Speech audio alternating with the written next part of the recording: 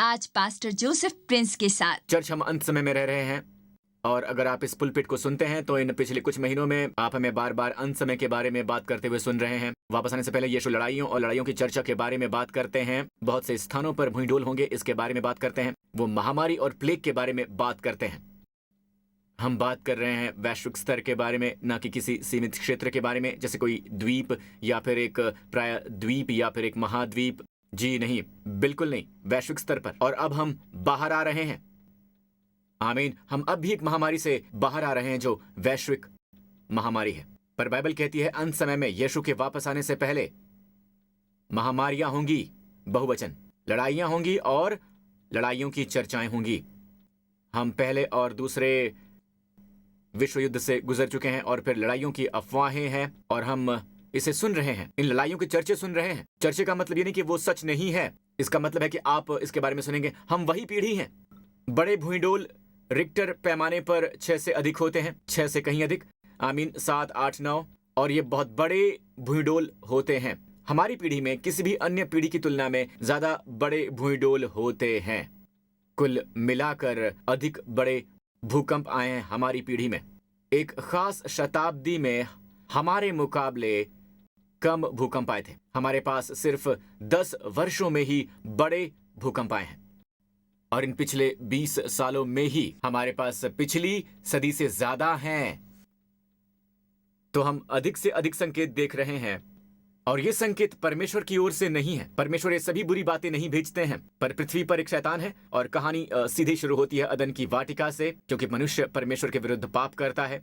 अब पाप मनुष्य के खून में है। हर कोई जो इस संसार में पैदा हुआ है उसके खून में पाप है। आमीन। बाइबल में लिखा है क्योंकि पाप की मजदूरी तो मृत्यु है, परंतु परमेश्वर का वरदान हमारे प्रभु यीशु मसीह में अनंत जीवन है। आमीन। तो हम अंत समय में हैं। हम अंत समय में हैं और कुछ होगा। यीशु कहते हैं जैसे नूह के दिन थे, उन्होंने नूह के दिनों का उल्लेख किया। जैसे नूह के दिन थे वैसा ही मनुष्य के पुत्र का आना भी होगा। 2 व्यक्ति हैं जिनके बारे में यीशु कहते हैं कि अंत समय में उनके दिन नूह और लूत के दिनों जैसे होंगे। लूत सदोम में रहता था, ऑलराइट। जैसे नूह के दिन थे वैसे ही मनुष्य के पुत्र का आना भी होगा। अन्य शब्दों में दुनिया की स्थिति तब जैसी ही होगी। पर आज मैं लूत की बात नहीं कर रहा हूं, मैं बात कर रहा हूं नूह के बारे में। जो हुआ वो ये है कि बाइबल में लिखा है कि पतित स्वर्गदूतों ने पृथ्वी पर महिलाओं के साथ रहने के लिए मनुष्यों का रूप धारण किया। आमीन। एक तरह से वो भी एक तरह से अपनी इच्छा के विरुद्ध विवश हुए। आप कह सकते हैं ये बलात्कार है। जो पतित स्वर्गदूतों ने किया वो बहुत बुरा था, जो आज बाइबल में लिखा है। इन पतित स्वर्गदूतों को अनंत अंधकार की जंजीरों में रखा गया है, अधोलोक में एक स्थान पर जो कहलाता है टैटरस, अधोलोक में कैद करने की जगह। ये स्वर्गदूत अब आस पास भी नहीं है। ओके, वो बंधे हुए हैं, इसलिए औरतें सांस लेती हैं। हालांकि नूह के दिन हम पर हैं और उसमें एलियंस हैं। वो आमतौर पर पतित स्वर्गदूत हैं। हम शैतानों की बात करते हैं जो असल में पतित स्वर्गदूत हैं। आमीन, आमीन। और उन्होंने इसे ऐसे दिखाने की कोशिश की जैसे वो किसी अन्य ग्रह के प्राणी हैं, जो कि वो नहीं है। वो पतित हैं, वो पतित स्वर्गदूत हैं। ये वो स्वर्गदूत हैं जो महिलाओं के साथ रहते हैं, दानवों को पैदा करते हैं। हमारे पास वचन है जिसमें लिखा है कि उन दिनों में पृथ्वी पर दानव रहते थे और इसके पश्चात, इसलिए बाढ़ के पहले भी, बाढ़ के उन दिनों में भी और बाद में भी, यानी बाढ़ के बाद भी एक और विस्फोट हुआ जब परमेश्वर के पुत्रों ने, अब ये शब्द परमेश्वर के पुत्रों ने यहां इब्री में हम इसे ध्यान से पढ़ते हैं, यह हवाला देता है स्वर्गदूतों का, पतित स्वर्गदूतों का, ना कि भले स्वर्गदूतों का। आमीन। वो मनुष्य की पुत्रियों के पास गए और उनके द्वारा जो संतान उत्पन्न हुए वो पुत्र शूरवीर होते थे जिनकी कीर्ति प्राचीन काल से प्रचलित है। अगले वचन में लिखा है कि वो बहुत बुरे हैं और यहोवा ने देखा कि मनुष्यों की बुराई पृथ्वी पर बढ़ गई है और उनके मन के विचार में जो कुछ उत्पन्न होता है बुरा होता है। ये स्वर्गदूत पृथ्वी पर महिलाओं के साथ रहते हैं और वो दानवों को पैदा करते हैं। इसलिए जब भी आप विशाल कंकालों वगैरह के बारे में आप सुनते हैं तो ये सब सच है। पृथ्वी पर दानव थे और सारी पौराणिक कथाएं, साइक्लोप्स और दानवों की यूनानी पौराणिक कथाएं वगैरह वगैरह सब यहीं पर उत्पन्न हुई थी। आमतौर पर सत्य सदियों से विकृत होता जाता है। आमीन। और आपको जो मिलता है वो है पौराणिक कथाएं, पर ये सच होती हैं। गिलगमेश का महाकाव्य, जैसा आप जानते हैं, बहुत ही प्राचीन है। एक विश्वव्यापी बाढ़ के बारे में बात करता है। एक चाइनीज विश्वव्यापी बाढ़ के बारे में बात करता है। आमीन। और ये बिल्कुल स्पष्ट है कि कुछ तो हुआ था जिससे परमेश्वर खेदित हुए थे। मनुष्य अब भी पूर्ण मनुष्य नहीं थे, ये एक परिवार था। पृथ्वी बहुत बिगड़ गई थी। विस्फोट इतना व्यापक था कि सब प्राणियों ने पृथ्वी पर अपनी अपनी चाल चलन बिगाड़ ली थी और अंततः मानव जाति का केवल एक ही स्टॉक बचा था, सिर्फ एक। नूह, मिसेस नूह, उसके 3 बेटे शेम, हाम और येपेत और उनकी पत्नियां। एक जहाज में बस 8 लोग। इसलिए जहाज के लिए पुरानी चीनी अक्षर में 8 स्ट्रोक या डॉट्स होते हैं। आप इसे चाहे कुछ भी कह सकते हैं। एक जहाज में 8 और खबर पूरी पृथ्वी पर फैल गई। एक समय की बात है, एक भाषा थी और वह है चीनी। नहीं, ऐसा बिल्कुल नहीं है, मैं बस मजाक कर रहा हूं। बेशक चीनी भाषा इससे ही निकली थी, पर 8 लोग थे और इसीलिए ध्यान से सुनिए, परमेश्वर ने नूह को महफूज रखा। इसलिए नहीं क्योंकि वो अकेला था जो पवित्र था, बाकी सब भ्रष्ट थे। ये एक पवित्र मानव स्टॉक है और परमेश्वर ने उसे पृथ्वी पर रखा क्योंकि परमेश्वर पृथ्वी को फिर से आबाद करना चाहते थे। पर उन्होंने इन सभी हाइब्रिड प्राणियों और नेफिलिम वगैरह को एक बाढ़ के द्वारा नष्ट कर दिया, एक विश्वव्यापी बाढ़ के द्वारा। क्या आप समझते हैं उसे? पर परमेश्वर ने मानव जाति को महफूज रखा। परमेश्वर की स्तुति हो, आमीन। शैतान जो करना चाहता था वो उस वंश को नष्ट करना था जिसका वादा किया गया था। जब शैतान ने अदन की वाटिका में हव्वा को प्रलोभन दिया था, ठीक है, और हव्वा का पतन हुआ था और साथ ही आदम का भी पतन हुआ था। आदम ने फल खाया और सब कुछ नष्ट हो गया। सबने परमेश्वर की अवज्ञा की और शैतान ने परमेश्वर की प्रतिज्ञा सुनी। बाइबल की सबसे पहली भविष्यवाणी, परमेश्वर कहते हैं स्त्री के वंश से। अब स्त्री का वंश नहीं होता है, वंश पुरुष का होता है, पर यह कुमारी से जन्म की भविष्यवाणी है। स्त्री के वंश से एक चैंपियन आएगा और तुम्हारा सिर कुचल देगा। स्त्री के वंश से आएगा और तुम्हारा सिर कुचल देगा, परमेश्वर ने शैतान से कहा। तो तब से वो ये नहीं जानता है, शैतान सब कुछ जानने वाला नहीं है, लेकिन हमारे परमेश्वर हैं जो आपके अंदर निवास करता है, वो सब कुछ जानने वाला है, ना कि वो शैतान। लेकिन वो लंबे समय से मौजूद है, वो मानवीय स्वभाव को जानता है, वो जानता है कि आपको कैसे प्रेरित करना है। शैतान आपसे नफरत करता है क्योंकि आप परमेश्वर की छवि में बनाए गए हैं। एक पल भी मत सोचना कि वो आपके जाल से बाहर निकले बिना कुछ ऑफर करेगा, और वो आपके पास वही है जहां वो आपको रखना चाहता है। वो आपसे नफरत करता है, वो चोरी करने आता है। यीशु कहते हैं वो आपसे चोरी करने के लिए आता है, आपका स्वास्थ्य चुराने, आपका संबंध चुराने, आपके मन की शांति चुराने।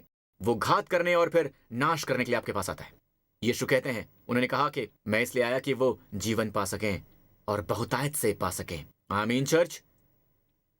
तो क्या हुआ? परमेश्वर ने पृथ्वी पर बाढ़ ला दी और मेरा एक उपदेश है जो कहलाता है नोवा द रियल स्टोरी। आपके लिए ये एक अच्छा उपदेश है अगर आप इसके बारे में और जानना चाहते हैं। और ये लोग सोचते हैं कि नूह सभी बड़े पशुओं को लाया क्योंकि नूह के जहाज में जगह थी। ऐसा बिल्कुल भी नहीं है। जितने प्राणियों में जीवन की आत्मा थी, नर और मादा, वो सभी आए। कुत्ते आए और कुत्तों की सभी प्रजातियां नहीं आई। कुत्तों की सभी प्रजातियां एक जोड़ी कुत्तों से ही उत्पन्न हुई हैं, ये सिद्ध किया जा सकता है। उनके जीन्स के अंदर अलग अलग तरह के डाल्मेशंस हैं और आपके पास भी अलग अलग किस्म के कुत्ते होंगे, पर वो सब के सब एक जोड़ी से ही आए हैं। आमीन। परमेश्वर उन्हें अंदर ले आए। बड़े पशुओं के बारे में क्या, यहां तक कि डायनासोर। ठीक है, अगर डायनासोर बाढ़ में नष्ट हो गए, उनमें से बहुत से बाढ़ में नष्ट हो गए, लेकिन अगर बाढ़ के बाद डायनासोर होते तो फिर वो काफी कम संख्या में आते। इसलिए मेरा मानना है वो नूह की जहाज के बाहर ही नष्ट हो गए। जहाज के बाहर ही। लेकिन पास्टर बड़े जानवरों के बारे में क्या? कौन से बड़े जानवर? वेल। एक समस्या है, नूह जहाज में वेल को कैसे लेकर आया? कैसे लाया वो उसे? वो बाहर तैर गए दोस्त। वो सभी समुद्री जानवर, सभी मछलियां बाहर थी। ये उनकी प्रसन्नता का क्षण था। ठीक है, उन पर दंडाज्ञा नहीं थी। आमीन। इसलिए परमेश्वर ने प्रतिज्ञा की जब नूह जहाज से बाहर आया। खैर, कुछ लोग कहते हैं कि खैर नूह की पूरी जहाज में उस पूरी चीज से बुरी बदबू आ रही होगी, बहुत ही बुरी बदबू। बिल्कुल नहीं। सुनिए मेरे दोस्त, ये हर एक का केवल एक जोड़ा है। जानवर महीनों शीत निद्रा में रह सकते हैं, वो सुस्ती में गुजार सकते हैं, उसे न ज्यादा खाने की आवश्यकता होगी, और खासकर जब खतरा हो तो वो खुद को सुस्त कर सकते हैं। ज्यादा हिलने की आवश्यकता नहीं है, ज्यादा खाने की आवश्यकता नहीं है। जो मैं कह रहा हूं कि आप समझ पा रहे हैं। और नूह उस जहाज में था बस कुछ महीनों के लिए। आमीन। और फिर जब इसके बाद जब वो जहाज से बाहर आए तो नूह और उसके परिवार ने एक बार फिर से पृथ्वी को आबाद कर दिया। पर बाइबल में लिखा है कि वहां क्या रहते थे? वचन 4 में देखिए, उन दिनों पृथ्वी पर दानव रहते थे। और इसके पश्चात भी, पश्चात का अर्थ क्या है? वहां विस्फोट हुआ। वो संभवतः पतित स्वर्गदूत नहीं है, पर एक और विस्फोट हुआ। तो स्वर्गदूतों के ये दोनों समूह अब वो पृथ्वी पर नहीं है, अब वो अंधकार में बेड़ियों में जकड़े हुए हैं। लेकिन बाढ़ और इस विस्फोट के बाद एक और विस्फोट होने तक परमेश्वर ने प्रतिज्ञा की कि वो पृथ्वी पर फिर कभी बाढ़ नहीं लाएंगे। तो कैसे? परमेश्वर ने नूह से प्रतिज्ञा की कि वो फिर कभी पृथ्वी पर बाढ़ नहीं लाएंगे। शैतान उछल रहा था, उसने कहा चलो पतित स्वर्गदूतों को एक और प्रकोप का कारण बनाएं, दानवों की एक हाइब्रिड, आधे मनुष्य। और इस बार परमेश्वर कहते हैं तुम कभी पृथ्वी पर बाढ़ नहीं ला पाओगे। परमेश्वर ने इज़राइल को खड़ा किया और यहोशू और खासकर दाऊद के जरिए उन्होंने सारे अमालकियों और अनाकियों वगैरह को नष्ट कर दिया। असल में ये हाइब्रिड हैं और इससे पता चलता है कि लोग समझ नहीं पाते हैं कि हिंसा क्यों हुई, क्यों परमेश्वर ने दाऊद को आज्ञा दी इस पूरे गांव को नष्ट करने की। मिसाल के तौर पर वो पूरी तरह से मानव नहीं थे, एक हाइब्रिड थी जो जीवित थी। गोलियत एक अच्छा उदाहरण है।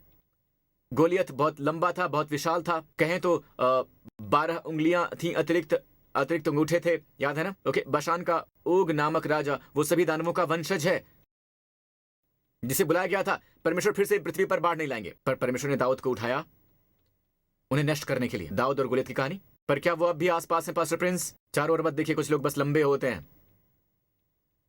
आमीन।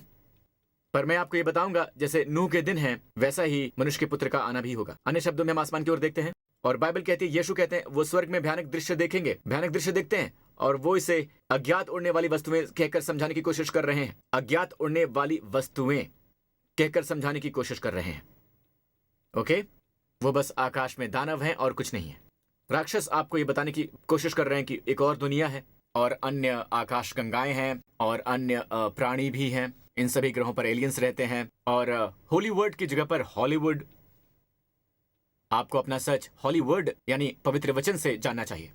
आमीन। हॉलीवुड आप पर हर तरह के एलियन शो से बौछार कर देगा ताकि रैप्चर को भी ना समझा जा सके। पिछली बार उन्हें एक फिल्म मिली थी जिसका नाम था the invasion of the body snatchers. तो जब हम गायब हो जाएंगे, बाइबल कहती है ये एटॉमिक सेकंड में होगा, हम में से कोई भी इसे देख नहीं पाएगा हमें गायब होते हुए। कोई नहीं कहेगा कि हे ब्रो मैं जा रहा हूं। जब मैं उठाया जाऊंगा तो कुछ पापियों को पकड़ लूंगा, एक हाथ से एक को दूसरे से, और पूछूंगा कि यीशु को स्वीकार करो वरना मैं तुम्हें छोड़ दूंगा। ये ऐसे नहीं होगा, ये बहुत तेजी से होगा। इससे पहले आपकी देह बदल जाएगी, आप जीवंत महसूस करेंगे और आप कभी बूढ़े नहीं होंगे। कोई बीमारी नहीं होगी, फिर कभी कोई बोरियत नहीं होगी, शरीर में फिर कभी उदासी नहीं होगी। उन चीजों को आप महसूस नहीं कर पाएंगे क्योंकि अब आप बिल्कुल नई देह में हैं, हमेशा के लिए जवान, हमेशा के लिए स्वस्थ। आमीन। हम उसके होने का इंतजार कर रहे हैं। वो कहलाता है रैप्चर ऑफ द चर्च। यीशु का वापस आना। हमारे लिए केवल एक ही चीज बची है, उसने क्रूस पर हमारे लिए खरीदा है, वो है बिल्कुल नया शरीर। ये बिल्कुल नया शरीर है। पड़ोसी को मुस्कुरा कर कहे कि आपके लिए उम्मीद है, आपके लिए उम्मीद है भाई। अपने पड़ोसी की ओर मुड़कर कहिए कि आपके चेहरे के लिए आशा है। मैं बस मजाक कर रहा हूं। मेरे पास चंगाई की सामर्थ्य नहीं है, अगर होती तो क्या मैं ऐसा दिखता? मैं अपना हाथ अपने चेहरे पर रखूंगा। इतना जोर से मत हंसिए, मैं आपके चेहरे पर भी अपना हाथ रख सकता था। आमीन। तो सामर्थ्य रहने वाली नहीं है, ये हमारी सामर्थ्य पर नहीं है। हम चंगा नहीं कर सकते हैं, केवल परमेश्वर कर सकते हैं। हम उनका प्रतिनिधित्व कर सकते हैं और इसलिए हम यीशु के नाम का इस्तेमाल करते हैं। जब यीशु ने उस गिरासेनी जिसमें दुष्ट आत्माएं थी बात की, तो वो दुष्ट आत्माओं से ग्रस्त था।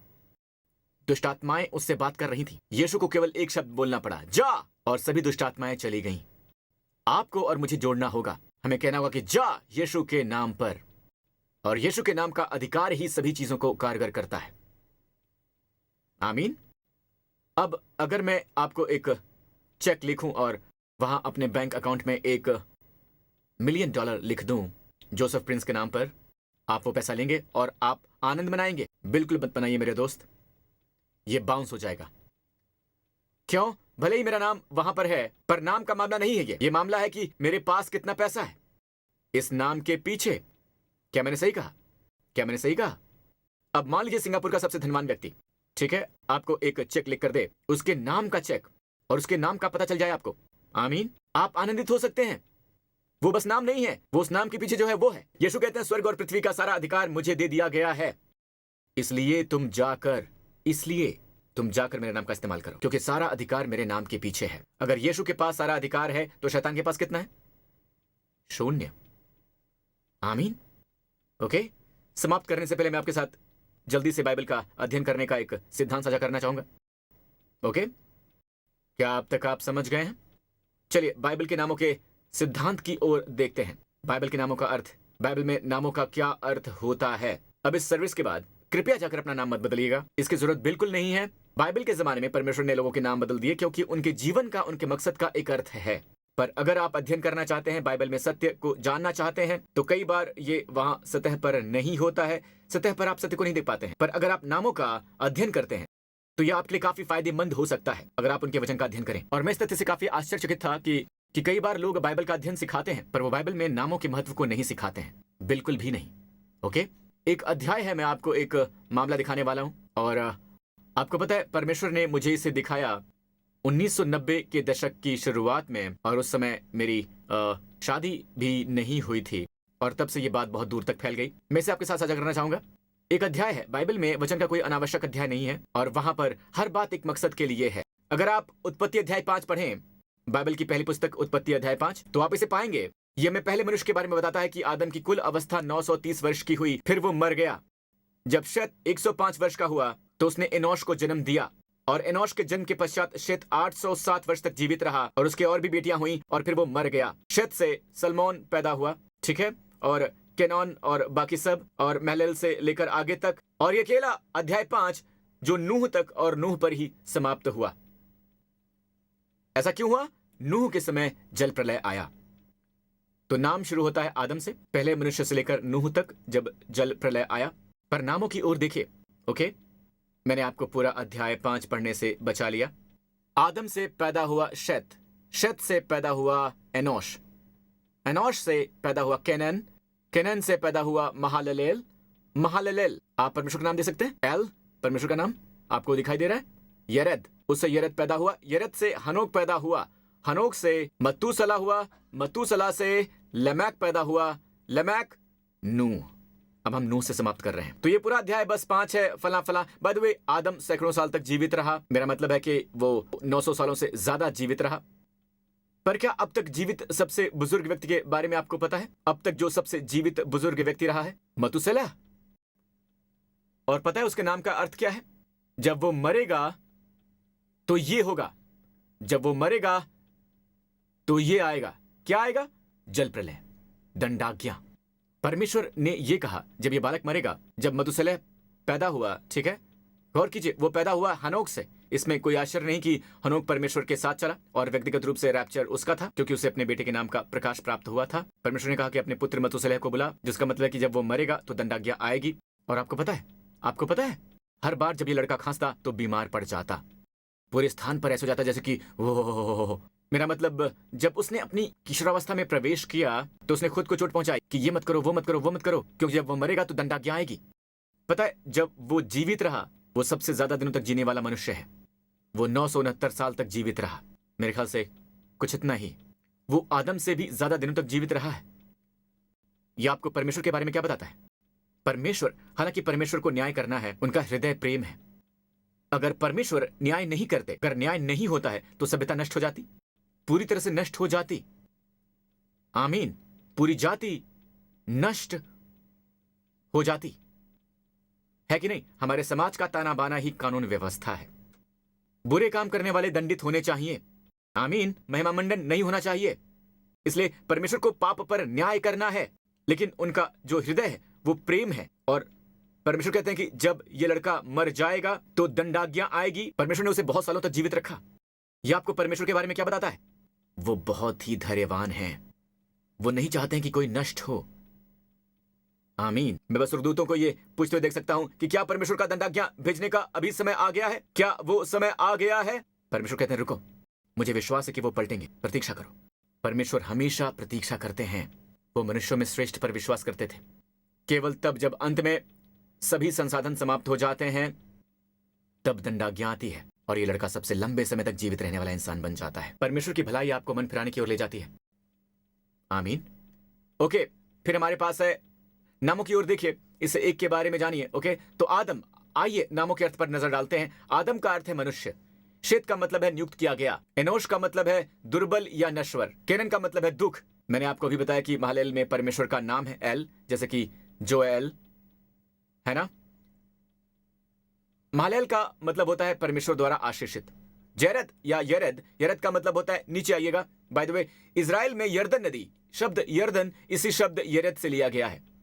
हनोक का अर्थ है शिक्षा। मतुसलेह उसके नाम का अर्थ है उसकी मृत्यु लाएगी। लेमेक का अर्थ है सामर्थी। नूह के नाम का अर्थ है विश्राम। अब इसकी ओर देखिए, क्या वहां कोई संदेश है लोगों? क्या वहां कोई संदेश है? हाँ, ये सुसमाचार है। परमेश्वर की प्रेम कहानी आपके और मेरे लिए लहू से लिखी गई है, मेरे और आपके लिए। और इस नियुक्त किए गए मनुष्य की ओर देखिए, ये क्या है? नश्वर दुख। हर बार जब से मनुष्य ने पाप किया है, मनुष्य है नियुक्त किया गया नश्वर दुख। पर वो परमेश्वर जो धन्य है उपदेश देने उतरेंगे, वो कौन है? यीशु। वो यीशु है, बहुत बढ़िया। वो नीचे उतरेंगे उपदेश देने के लिए। उनकी मृत्यु लाएगी सामर्थी विश्राम। Hallelujah, hallelujah. यही संदेश है। मनुष्य को नश्वर दुख के रूप में नियुक्त किया गया है, लेकिन वो परमेश्वर जो धन्य है उपदेश देने के लिए नीचे आएंगे और उनकी मृत्यु सामर्थी विश्राम लाएगी। क्या आप विश्वास कर सकते हैं कि इनमें से सभी नाम एक ही अध्याय में है? अध्याय 5 में, आदम से शुरू होकर नूह तक। जी हां, इसलिए परमेश्वर नामों में अर्थ छिपाते हैं। अगर आपने यीशु को कभी भी अपना व्यक्तिगत उद्धारकर्ता और प्रभु स्वीकार नहीं किया है, तो मेरा मानना है आपने शुभ समाचार सुना है, और ये कि परमेश्वर आपसे कितना प्रेम करते हैं कि अपने पुत्र को भेजा आपके पापों की खातिर मरने के लिए। और यीशु ने बस वही किया। उस क्रूस पर वो आपके पाप के साथ पापी बन गए ताकि आप उनमें परमेश्वर की धार्मिकता बन सकें। तो आप इस समय जहां कहीं भी हो, मेरे साथ इस प्रार्थना को कीजिए। आप एक नया जीवन शुरू कर सकते हैं। वो जीवन अब से उनकी क्षमा में, उनके अनुग्रह में, उनके प्रेम में जीने वाला जीवन। आमीन। आशा के साथ भविष्य को देखते हुए। आमीन। निराशा से नहीं, अवसाद से नहीं, बल्कि आशा के साथ। जी हाँ, आशा के साथ। अगर ये आप हैं, तो इस समय आप जहां कहीं भी हैं, अगर अपना विश्वास यीशु में डालना चाहते हैं, तो अभी मेरे साथ ये प्रार्थना कीजिए। कहिए, हे स्वर्गीय पिता, कहिए, हे स्वर्गीय पिता, मैं स्वीकार करता हूं कि यीशु मसीह उस क्रूस पर मरे मेरे सभी पापों की खातिर। उन्होंने मेरी दंडाज्ञा अपने ऊपर ले ली और उनके कीमती लहू ने मेरे सभी पापों को हमेशा के लिए धो दिया है। अतीत के, वर्तमान के और भविष्य के सभी पाप धो दिए गए हैं यीशु के लहू के द्वारा। और तीसरे दिन आपने उन्हें मुर्दों में से जिला दिया। आज वो जीवित हैं। मृत्यु पर उनकी विजय मेरी विजय है। आपका धन्यवाद पिता, आपका धन्यवाद पिता कि यीशु मसीह मेरे प्रभु हैं अब और हमेशा के लिए। यीशु के नाम पर प्रभु की स्तुति हो। परमेश्वर की संतान, इस समय आप बिल्कुल वही हैं। परमेश्वर की संतान, अगर आपने प्रार्थना की है तो आपके जीवन में पुरानी बातें बीत चुकी हैं। अब आप एक बिल्कुल नई सृष्टि हैं। आमीन। अपने पांव पर खड़े हो जाइए। और इसलिए हम अपने चर्च को न्यू क्रिएशन चर्च कहकर बुलाते हैं। मैं आपको उछाल भरे महलों पर कूदने के लिए छोड़ने वाला हूं। प्रभु की स्तुति हो। इस पूरे स्थान पर अपने हाथ उठाइए। चलिए, इस आने वाले सप्ताह परमेश्वर आपको और आपके परिवारों को आशीष दे। यीशु का लहू आपके और आपके परिवारों को महफूज रखे। प्रभु आपको और आपके प्रियजनों को सलामत रखे अपने लहू से, हर एक बीमारी से, हर दुर्घटना से, हर एक हानि से, अंधकार की सभी शक्तियों से और बुराई की सभी ताकतों से। परमेश्वर अपना मुख आप पर चमकाएं, आप पर अनुग्रह करें, वो अपना मुख उठाएं, आप पर मुस्कुराएं इस पूरे सप्ताह, और आपको, आपके प्रियजनों को प्रदान करें अपना शालोम, शांति, स्वास्थ्य और संपूर्णता। प्रभु यीशु मसीह के नाम पर। और सब लोगों ने कहा आमीन। परमेश्वर आपको आशीष दें। हम फिर मिलेंगे।